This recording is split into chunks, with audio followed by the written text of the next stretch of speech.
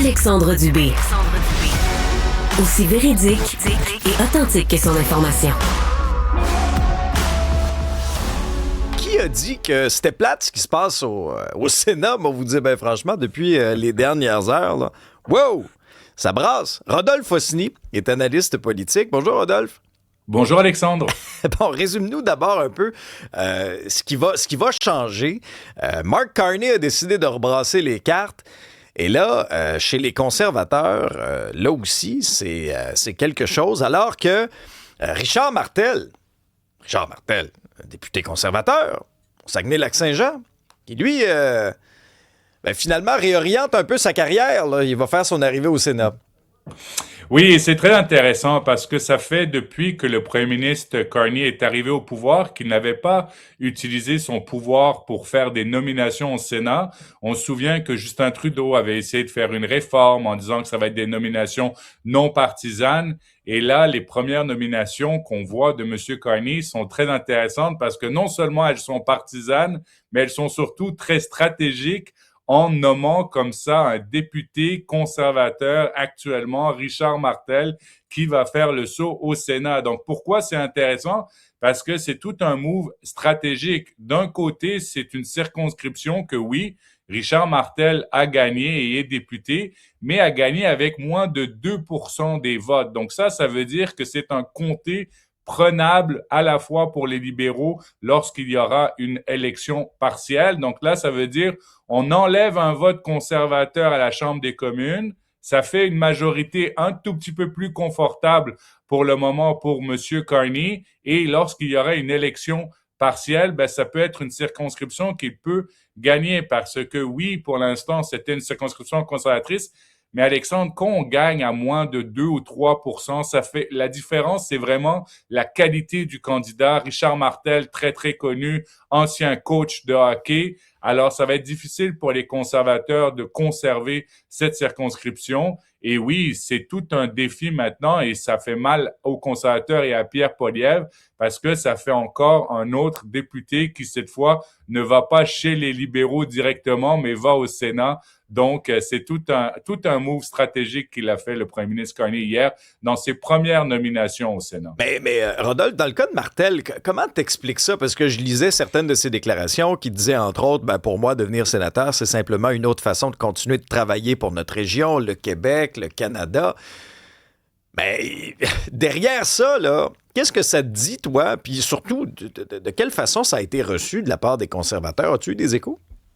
Oui, premièrement, oui, c'est vrai que servir comme sénateur, c'est, différent que servir comme député, mais est-ce que un sénateur peut défendre sa région? Tout à fait, peut même amener des projets de loi. Il a comme ça cette opportunité de continuer son travail. Est-ce que c'est la même joute parlementaire que comme député? Non, ce n'est pas le cas. Le Sénat est comme un peu cette chambre de sages qui vient donner un second regard au projet de loi. Est-ce que ça a quelque chose? Écoutez, on se pose des questions. Est-ce que c'est vrai qu'on peut amener des dossiers au Sénat? On l'a vu, par exemple, avec l'ancien sénateur Pierre-Hugues Boisvenu, qui avait amené beaucoup de projets de loi concernant le droit des victimes. Mais ensuite, est-ce qu'on se pose la question, est-ce que c'est un désaveu de Pierre Poilievre des conservateurs?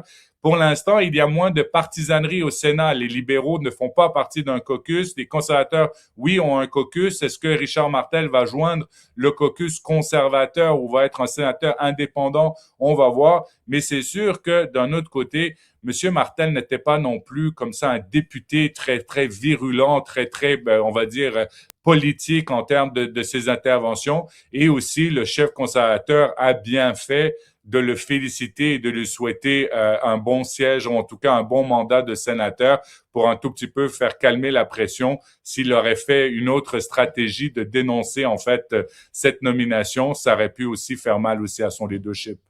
Tu parles de son leadership, Rodolphe, parce qu'à un moment donné, là, on met ça sur la pile. Il y a eu tous les transfuges conservateurs, ce qui fait en sorte que Carney a obtenu sa majorité. C'est pas les Canadiens qui lui a donné sa majorité.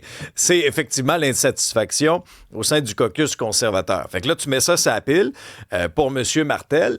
Puis c'est sûr que, as-tu l'impression, toi, que ça va continuer à grenouiller un peu dans les corridors en disant, bon, il y en a un autre qui s'en va, tu sais. Puis ça dévoile quand même quelque chose sur l'insatisfaction dans les rangs conservateurs, non?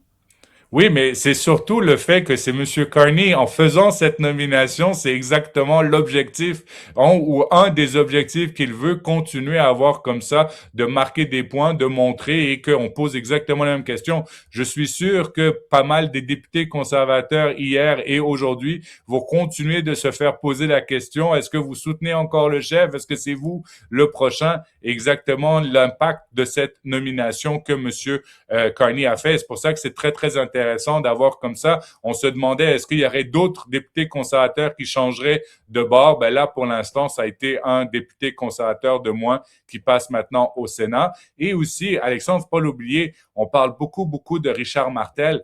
Mais il y a une autre nomination que M. Carney a fait, et là, c'est son propre secrétaire principal qu'il a nommé au Sénat. Et pourquoi c'est intéressant? Parce que Tom Pitfield est un organisateur politique qui connaît extrêmement bien le pointage, là, comme on appelle, qu'on fait des élections, et de l'avoir aussi comme ça nommé au Sénat en même temps que Richard Martel, ça fait qu'on parle un tout petit peu moins de Tom Pitfield, et ça fait qu'on a maintenant un organisateur libéral pour au moins jusqu'à 75 ans au Sénat. Ça aide en politique comme ça qu'on met des organisateurs au Sénat. Disons que ça aide pour des prochaines campagnes électorales.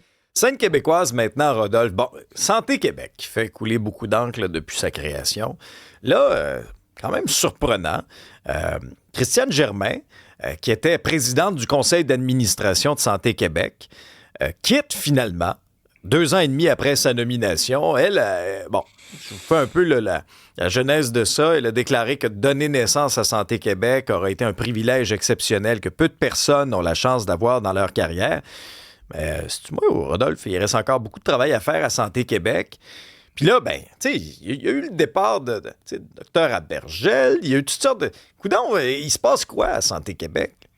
Ben c'est un peu pour ça, il y a un peu anguille sous roche, on se dit, Madame Germain, qui comme ça avait ce mandat très important de donner naissance à Santé Québec, quitte seulement 2 ans et demi et ne fait pas la totalité de son mandat.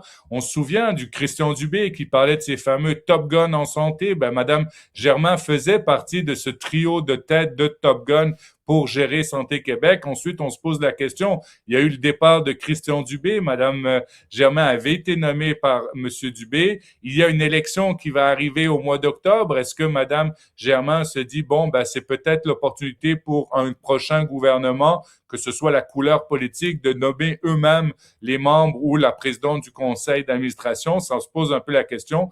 Mais oui, est-ce que c'est parce que tout n'a pas été fait à Santé Québec? C'est sûr qu'il reste énormément de travail à faire. Cette fameuse aussi réforme, faut pas l'oublier, du ministre Dubé qui a été un peu sacrifié si on se fie aux propos du ministre Dubé. Donc, ça fait beaucoup d'éléments qu'on se pose la question. Est-ce que c'est un départ parce qu'il y a quelque chose sous l'iceberg? Ben parce que, tu sais, on nous a vendu ça, là, Rodolphe, Santé Québec, là, comme si c'était là, la nouvelle invention qui allait changer notre vie. Ben après ça, moi, j'attends encore d'être ébloui, là. J'attends encore des résultats. Est-ce que la situation dans le réseau de la santé s'améliore réellement? Avez-vous davantage accès à un médecin de famille? Êtes-vous capable de le voir? Attendez-vous moins longtemps à l'urgence? Êtes-vous plus confortable?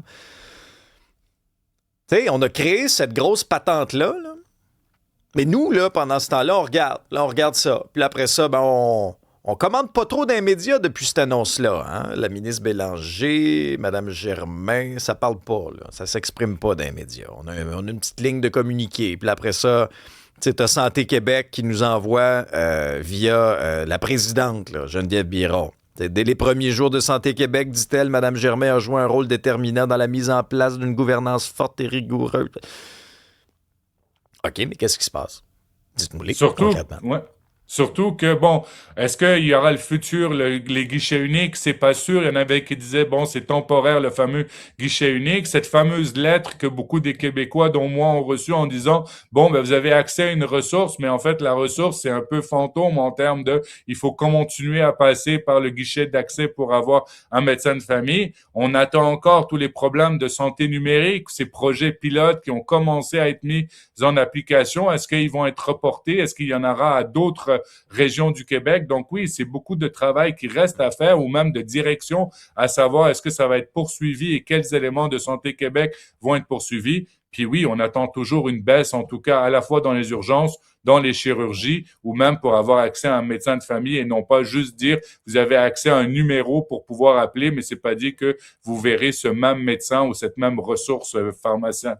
Ah non, puis une belle petite déclaration écrite d'un communiqué, là, ça, c'est pratique en Christie pour pas venir répondre aux questions du monde. Ça, là, dans le monde des communications, là, un beau petit communiqué, une belle petite déclaration, là, et que c'est facile.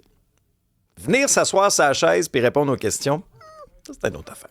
Merci, Rodolphe. Surtout si on est fier de son mandat. Merci.